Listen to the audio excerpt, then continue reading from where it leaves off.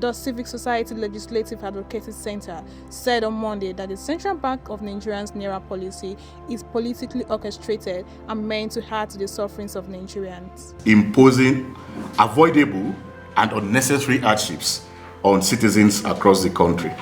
The consequence of this is that the overwhelming majority of ordinary citizens have now found themselves in a position of fiscal paralysis, with no access to cash and without the ability to undertake unhindered transactions through digital platforms.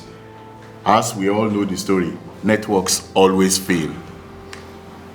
The end result has been that small and medium businesses in the informal sector in particular have been faced with unquantifiable losses, epileptic operations, sudden shutdowns, or have ground to a halt.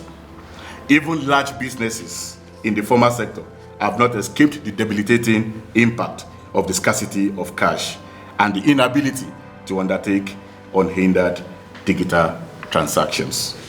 The combined effect of all of this has been amplified hardships for the people, intensified price rises, and rising inflation. Inflation again topped 21%. The civil society organization mentioned this while addressing journalists at a press conference on the nation's current state on Monday in Abuja. The CSO stated that this present administration has, through its policy, revealed the faulty implementation of policy as a function of separation of powers has become questionable, adding that there has been an abuse of sustenance of democracy through the Naira redesign policy. These acts by the presidency and the governor of the Central Bank of Nigeria, another agency of the executive arm of government, in flagrantly disobeying the ruling of the Supreme Court on the issue of the deadline for the old currency being legal tender, amounts not only to a clear and precipitate undermining of the rule of law, but also to wanton disregard for the principles of the separation of powers at the heart of our constitutional democracy. It should be recorded that governors from different states and others have publicly rejected the implementation of the policy as they take the matters to Supreme Court, where they obtained an interim order restraining the federal government and CBN from ending the use of redesigned 200 Naira, 500 Naira and 100 Naira notes. In his address, Dr. Zikaru Ibrahim, Executive Director of Resource Center for Human Rights and Civil Education, accused some governors of being pretentious about the policy as it could affect their election chances. Governors have chosen to seize this moment and are pretentiously posturing to be acting in the interest of the people. They have never sided with Nigerians against their continued suffering, including collapse of education, healthcare system, insecurity, and other terrible living conditions.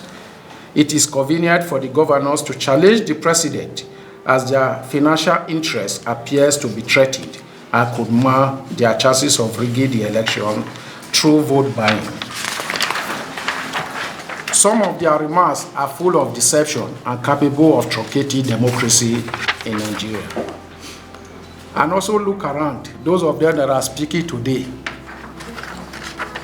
When the people were on the street clamoring for democracy, some of them were busy romancing the military.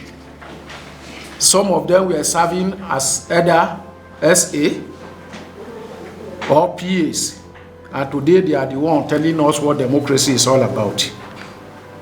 It is unacceptable that the government has resorted to high-handedness and cracking down on protesters for simply articulating their grievances as a result of the deprivations and pains imposed on them by the actions of the Central Bank of Nigeria. While advising that the government must listen to the voice of its citizens, Ibrahim said the federal government should channel the same energy towards aggrieved protesters suffering from the policy to the homes of politicians who have old cash kept in their homes. Few governors and other politicians are keeping billions of old Naira notes in well-known places.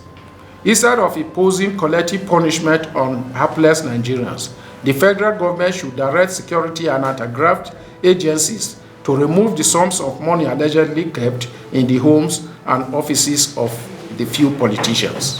No fewer than 4 protesters lost their lives last week in a protest against the Naira redesign policy that has led to the sufferings of average Nigerians. They argue that the aim of Naira redesign may not be accomplished as the targeted people are not affected and have other currency to do their transactions. The people that the purveyors of this policy claim to be targeting have been the least impacted by the Naira redesign exercise.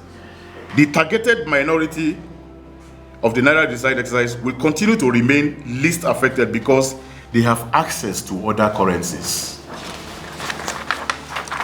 through which they can continue with their legitimate and illegitimate activities, including the targeted aim against the culture of vote buying during elections. It is important to bring to the attention of the federal government that the targeted minority are also super connected to the banking and finance system, thus ensuring first-line access to the new currencies, even in its limited supply. The Executive Director of CISLAC, Awar Musarraf Sajani, therefore calls on the government as a matter of urgency to put in place measures to end the suffering of its citizens, adding that the principle of separation of power must be respected. The federal government must quickly put in place all measures to ensure that suffering of the Nigerian people caused by the poor and thinking inefficiencies in the implementation of the Naira redesign exercise are eliminated. Citizens and businesses must have unfiltered access to their money, access to cash, ability to undertake unhindered transactions through both digital and non-digital platforms without further stress to meet their obligations to their families, dependents, and businesses, to enable them live with less stress in the environment where citizens are reeling from the effects of the contraband, fuel subsidy, insecurity, and other artificial pandemic. That the principle of separation of powers must be respected, and the federal government must respect and uphold pronouncement of the Supreme Court on the old denomination of Naira that marked to be phased out as legal tender.